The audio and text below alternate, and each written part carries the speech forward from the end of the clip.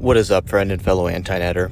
What I want to talk about today is what to do if you are just starting out, meaning you have no following, no personal, brand, no website, no nothing, and you are just starting out.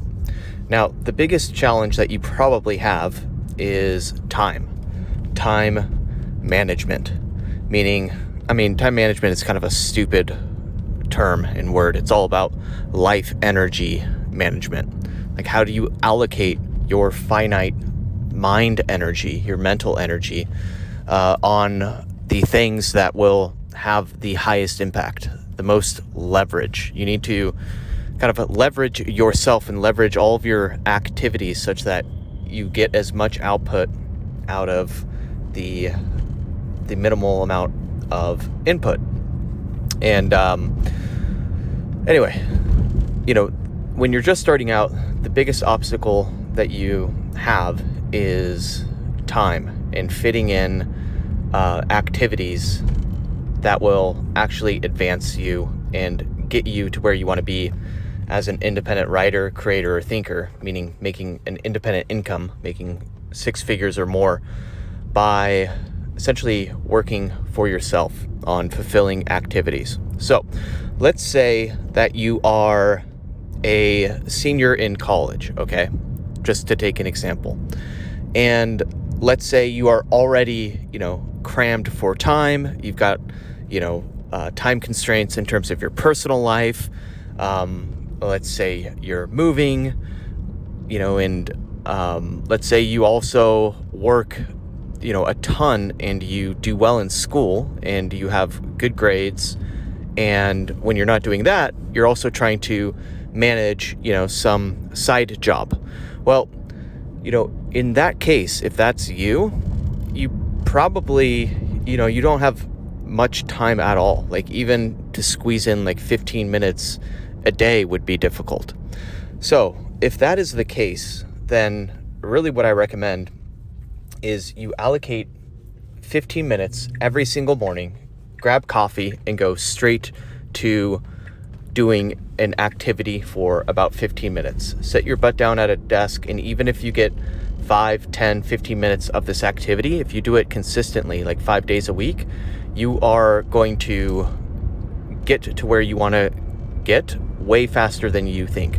Meaning, in about a year, maybe even less, you can actually have a fantastic living by being an independent writer, creator, thinker, having your own business, having your own independent practice. And the way that you're going to get there is contrary to what a lot of people think. You see, the worst piece of advice out there is, if you want to make money as a writer, is, you should write online. That is the absolute worst piece of advice out there. There's a lot of these, start writing online, and all of these like solopreneurs, and, basically they're teaching nothing new. I did the same thing in 2008, and I was under that spell of blogging. Blogging back then was like the new big thing, and you would hear all these stories about people making money and independent living as a blogger. Well, guess what? It never worked. It never panned out. It's like, it's not even like 4% success stories. It's less than that. And what you want to do, if you actually want to make a living as an independent writer or creator or thinker, is you don't want to write online, as counterintuitive as that sounds. If you look at the successful writers of today, like, let's just say, like, the most popular young one that's kind of in the self-help genre is Ryan Holiday. He doesn't, at one point he wrote online, but like, I can't remember in a long time, like a blog article that's really resonated or done really well and gone viral in, last decade. Same with guys like Cal Newport. Like, early on, that's what they did, but largely they've shifted to other platforms, other media platforms. And so anyway, let's bring this back to what you should do as a beginner. First things first is you should create a personal brand. Now, a lot of people kind of get squeamish at this. I think the best way is to, create a personal brand around your name, your first and last name. I also recommend, if you know me and have read my letters, my newsletters, my physical monthly newsletter, then like I also recommend using your first name, middle initial, and last name. Now, for a long time, like I was working in the tech space, and even before I founded my own tech company, I was like an employee, like a VP of marketing at various tech startups, and I did not want to necessarily put out my true real thoughts under my own name, my own brand, because I always had this maybe you can get away with it in a large corporation, but in the startup environment, I always kind of had these dickish, prickly bosses that if I wrote an elaborate, awesome blog post or something that went viral, my boss would immediately ask, he'd be like, well, why didn't you put that energy into working, on the startup and working for this? And it would always guilt trip me. So I was always squeamish about publishing stuff under my own brand and my own name. And so I understand that, you don't have to necessarily publish under your own personal brand in your own personal name, or put your own personal website up in your own personal name. Especially if you're a hacker, you can use a pseudonym, and later on maybe you reveal your face, but in the meantime you don't, right? You can also potentially, if you want, you can use your first name and then middle name, create kind of an alter ego around that, or create an alter ego that you maybe stick with for a while. And so you have options. There's options there, but you do want one brand that is going to last with you for the rest of your life. I've tried creating brands under the topic I was focused on at the time. At one point I had a blog called Venture Dig, and it was all about venture capital and startups. But then I stopped really getting interested in that scene. And what happened? Well, I stopped writing and creating content around that. So then what did I do? I then switched to I created my own blog and created some viral articles for a while. And the blog was called How to Get Focused, howtogetfocused.com. And that did actually very well. There was some first page Reddit stories on the front page of Dig, on the front page of Hacker News, stuff like that.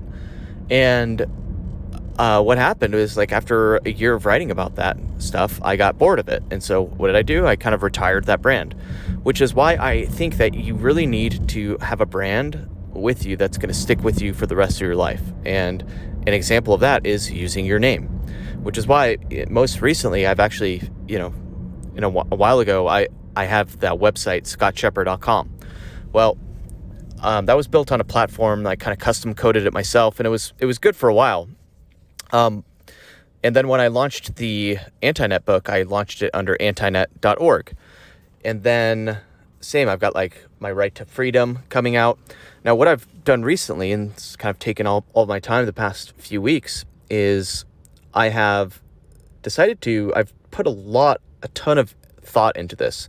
And I've realized it's really, I should have everything under my one umbrella brand. What is my one umbrella brand? It's me. It's Scott Shepard.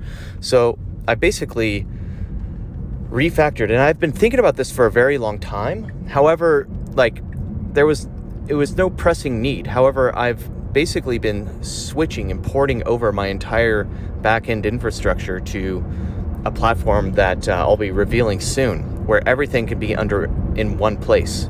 Not 5 different things and platforms and tools and email platforms, everything duct taped together. No, one big thing. So during this transition, I decided to, finally execute on my plan of, okay, I'm going to move everything under the Scott Shepard brand. And so this is a long way of saying, if you are brand new, you need to have a website, and it should be, ideally, if you're comfortable with it, in your own name. Now, here's what I do not recommend you do. You should not blog. That's right. You should not blog. You should not write. You should not create and expend your intellectual capital on writing and using your mind energy to write. The reason is that if you want to make money as an independent writer today, the one thing you should not do is write online. And look at me, I'm one of the few independent writers out there who actually makes a killer, fantastic 6-figure living, over $10,000 a month, just writing one thing a month. And the vehicle to do that is the physical monthly newsletter. And you need to prepare yourself, prepare your mind. And even if you do not have a physical monthly newsletter, you need to start writing it today. And, if you don't know, and start writing it and start even charging for it today. Okay. And, what I teach, it's kind of like, it's harder to do than it sounds. And, what I'm going to be unveiling in my program, Right to Freedom, I'm going to be essentially partnering with people and giving them my entire infrastructure tools to make everything push button, because there's like 8, I call it 8. It could be even more, but I'll simplify it to 8. But there's like 8 critical factors that most people miss when they try to launch a physical monthly newsletter, and it ends up falling flat on its face. And, but anyway, don't worry about the physical monthly newsletter yet. Just create a personal website under your own brand name. And the second thing really that you should do is you should interview people that fascinate you, authors that fascinate you. If you are trying to break into, let's say, becoming a novel editor, and that's what you want to do for a living, you should go out and interview and read the books of, not all of the books, but go read a book this month about someone that fascinates you and is a full-time editor or a novel editor. Read their book, and then, believe it or not, and there's templates which I can provide, and I do provide. I'll provide it in my elsewhere, but there's templates that you can use to then reach out to these people and interview them on Zoom, and then post the interview on YouTube or on a podcast. And so what you'll be doing is, not only will you be doing in this practice, not only will you be marketing and finding new customers, new dream readers, and new clients, you'll also be able to create content that is super valuable for your current email list subscribers, your current people, and provide them content and provide them insight. So it's like you get, it's a good bang for the buck to do podcast interviews.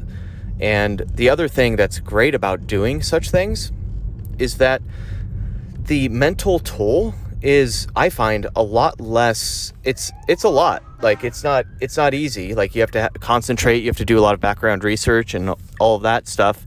But it's a lot less mentally taxing than, spending, a day or weeks and writing, a free article and publishing online and seeing crickets. And, a lot of the write online, new age fanboys and all of that stuff, like the new write online boys, those, the content junkies that basically are getting, annihilated by AI. Their solution to writing and then having it fall flat on its face is to publish 20 things a day, and it's just, that model is dead. It's broken. It doesn't work. And there's guys Dan Koh, who has kind of implemented this model and followed it, but man, that guy looks stressed out of his freaking mind, with pumping out a big piece of content every single week. And quite frankly, I don't know, I've stopped listening to him and following his podcasts and stuff. I think he's done a really interesting job. I think he's done a great job at advancing the broken model as far as he can. But I don't think it's something that you should follow. So believe it or not. So basically, to summarize where we're at so far, and I just got to the office, is number 1 is you should create your own personal website. Okay. And it could literally just say, hi, my name is Sally. I love novels. I want to be an editor. I spend my days doing this, and this. And then the most important thing is to have an email sign-up form on your website. Okay? That's the first thing you should do. The second thing you should do is you should start publishing podcasts. And there's 2 types. There's these car rant podcasts, which is what I'm doing now. And I think if you're just starting out, you should do 30 days in a row of these 10-minute car rant podcasts. It'll allow you to find your voice and figure out what you want to talk about.